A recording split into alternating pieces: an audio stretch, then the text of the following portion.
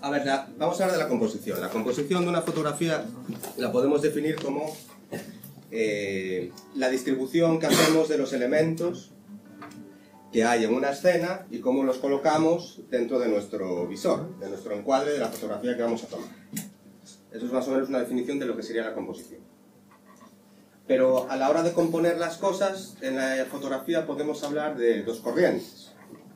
Una corriente la podemos llamar el lenguaje pictórico y a la otra el lenguaje fotográfico. Vale. ¿Esto qué diferencia hay entre el lenguaje pictórico y el lenguaje fotográfico? No voy a hablar mucho de la historia de la fotografía, pero como comprenderéis, la fotografía bebe muchísimo de la pintura. De hecho, los primeros fotógrafos que existieron, que empezaron a investigar con la luz, muchos eran pintores y utilizaban a veces las técnicas de la óptica de la fotografía para conseguir hacer sus pinturas. Por ejemplo, imaginaros que aquí hay un paisaje, un arbolito, un castillo, un río, etcétera, etcétera. Y luego había un tío que estaba aquí metido en una caja.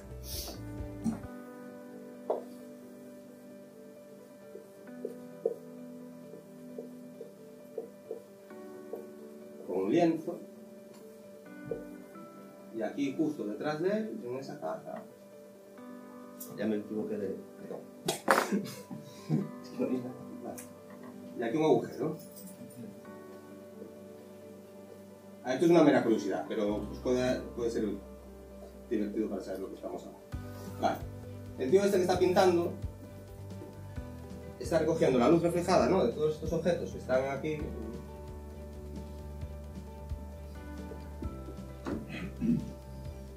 Y aquí vemos en la pared contraria a esa caja oscura la imagen dada la vuelta.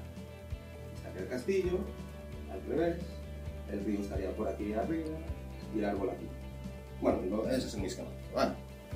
Entonces, esta técnica, que es como la prehistoria de la fotografía, pues la empezaron a realizar los pintores de la época. De ahí salió lo de la corriente de la composición pictórica o la composición fotográfica.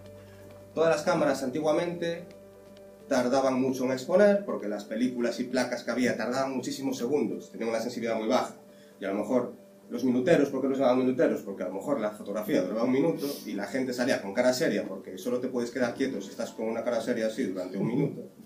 Entonces, por eso se llamaban minuteros y la gente salía con cara de mala hostia antes. No es que no se divirtiesen, que seguramente lo harían, pero con una foto tienes que quedar quieto mucho tiempo para ser definido, porque si no pasaba lo que le pasaba a ella cuando quería hacer una foto que sale movida.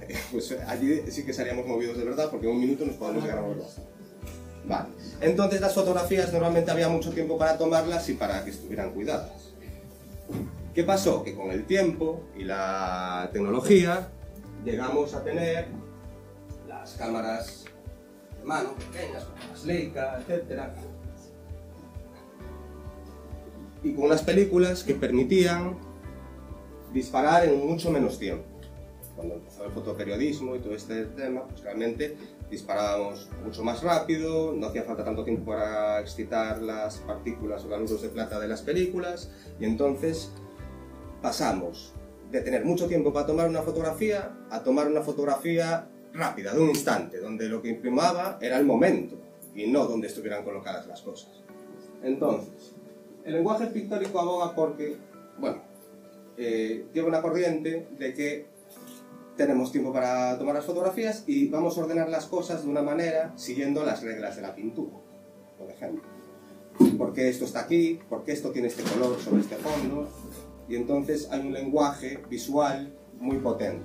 En cambio, en el lenguaje fotográfico lo que prima es la acción y el momento. Prima coger un disparo de cómo abaten a un miliciano español en la guerra civil, como la famosa foto esta de Capa, etc. Vale. Y entonces ahí no había tanta importancia de cómo conseguir dónde estuvieran colocados. Lo importante era representar ese documento gráfico de ese momento histórico. Vamos a explicar la composición de esta manera, de la manera pictórica, que es en la que nosotros podemos llegar a ordenar las cosas. Porque había un fotógrafo como Cartier-Bresson, por ejemplo, que llegaron a conseguir que el lenguaje fotográfico y el lenguaje pictórico fueran un poco de la mano. Es decir, conseguir grandes momentos y que aún por encima, estéticamente, las cosas estuvieran distribuidas y colocadas en la fotografía de una manera armoniosa o agradable a la vista. ¿Vale? Pues entonces vamos a empezar por el principio. Dijimos que la composición era distribuir una serie de elementos dentro de nuestro encuadre, pero ¿cuáles son esos elementos? ¿Esos elementos quiénes son? Esos elementos, chuleta, para no olvidarme, no voy a poner todos, pero más o menos pueden ser un punto, una línea, que no deja de ser una sucesión de puntos, una forma, y o contorno, que no deja de ser la forma que hace una línea, regular o irregular, un volumen,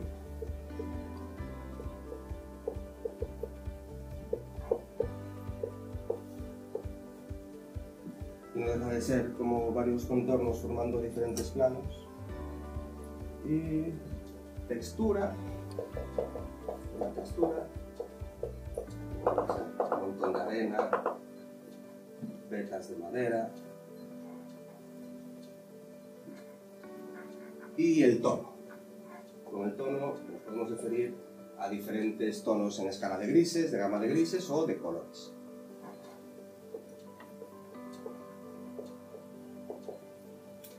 O diferentes colores.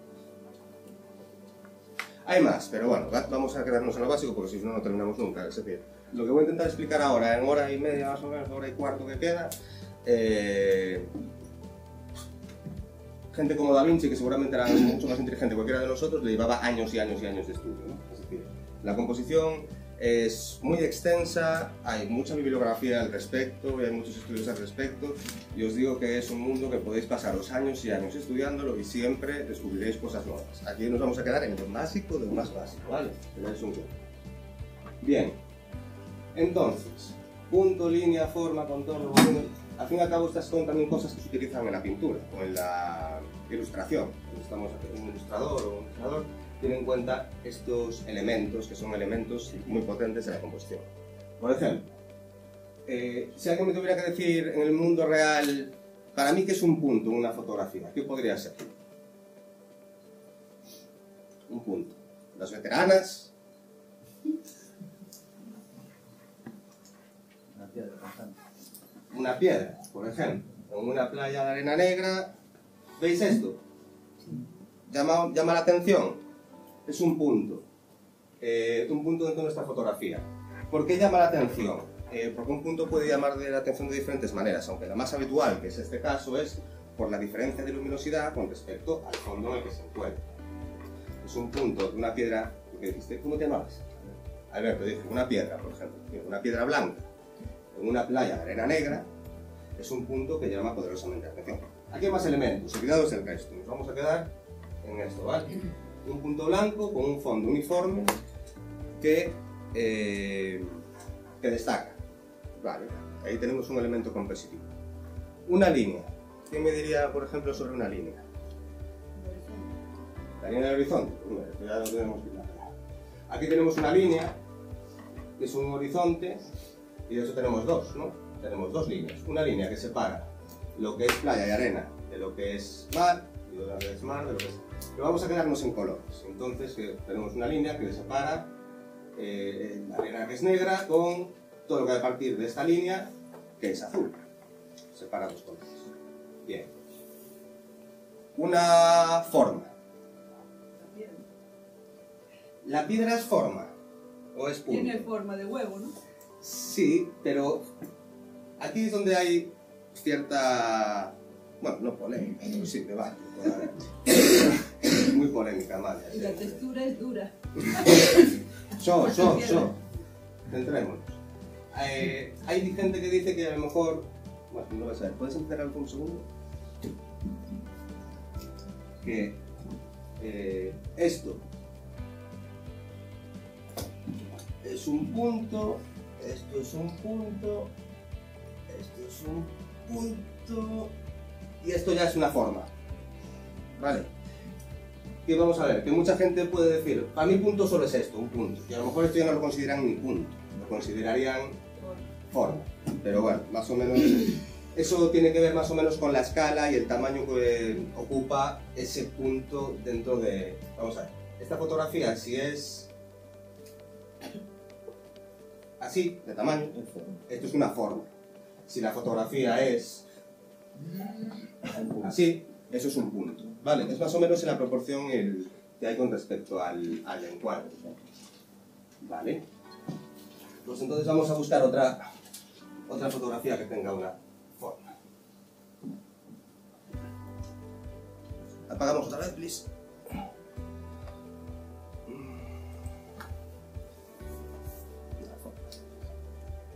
Bueno, todas esas son formas. Estas. Apagamos del todo. Vale, aquí tenemos formas. Y de hecho tenemos dos formas diferenciadas. Nosotros tenemos ciertas herramientas para destacar las formas, destacar los puntos, destacar las líneas. Una es la colocación y otra cosa es la diferencia de tonos. Por ejemplo, ¿por qué el sol destaca con respecto a un fondo que es mucho más claro que... Digo, mucho más claro, que es más oscuro, perdón. El tono del cielo es más oscuro que el tono del disco solar, en este caso. Entonces nosotros vemos la forma. Y vemos que, y gracias a la forma, nos damos cuenta de que ese día el sol no es un sol completo.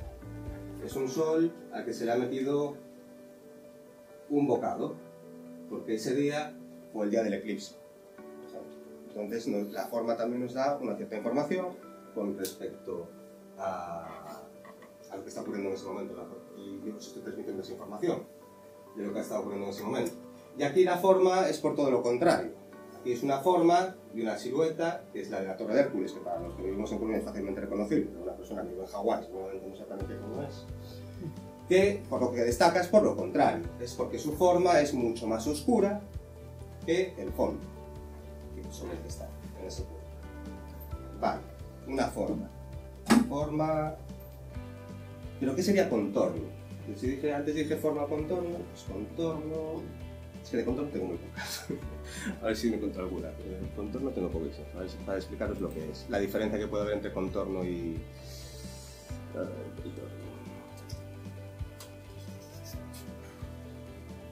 Bueno, no puede valer esta. No es el ejemplo perfecto, pero esta puede valer. Esta me puede valer para dos cosas. Esto... No, es en plan como, bueno, casi un círculo completo, es como 3/4 de círculo. ¿Es círculo o es circunferencia? ¿Ves? El ejemplo me vale. Esto realmente podríamos considerar que es una forma que es así, pero no es una forma, es un contorno, porque realmente vemos a través de él y lo que realmente estamos viendo es esto. Vale. Esto es un contorno.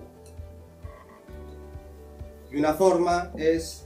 A ver, diríamos que un contorno es la circunferencia y una forma es el círculo, ¿no? Que es completamente sólido. Y el contorno sí que puede ser sólido, pero tiene otro orden. Imaginaros, es que no la tengo aquí y ahora mismo no me acuerdo y voy a tardar muchísimo en buscarla. Pero a vosotros os ha pasado que a lo mejor estabais, yo qué sé, fuisteis hasta Figueroa o cualquier otro sitio y visteis un caballo a contraluz. Cuando veis un caballo a contraluz, vosotros podríamos pensar que lo vemos... vamos, voy a poner esto otra vez. Que lo vemos así, como una silueta completamente negra contra un fondo que puede ser no más claro, bueno, será considerablemente más claro que su propio tono. Pero ocurre una cosa, en el caso del caballo tiene pelo. Y ese pelo, ese pelaje, cuando le está dando la luz de contra, deja como un brillo. Deja como un brillo alrededor de esa silueta. Ese halo o ese brillo del pelo alrededor de esa silueta lo podríamos definir como contorno. ¿Lo visualizáis? Es que tenía una, pero no me la tengo. Pero eso sería un contorno. Aunque hay un sólido dentro de él, pero el contorno tiene esa línea de dorado, del pelo del caballo que está a contraluz, con respecto al interior de ese contorno, que sería la forma, que es la silueta negra. Eso sería la forma, pero ese pelaje recortado por el sol que le viene de contra, ese sería el contorno. ¿Sí? ¿Sí? No. Bien. ¿Qué más? Contorno, textura, tono. Bueno, del tono ya más o menos he estado hablando. Por ejemplo, estas cosas, aunque son formas, también se están diferenciando por tono, ¿no?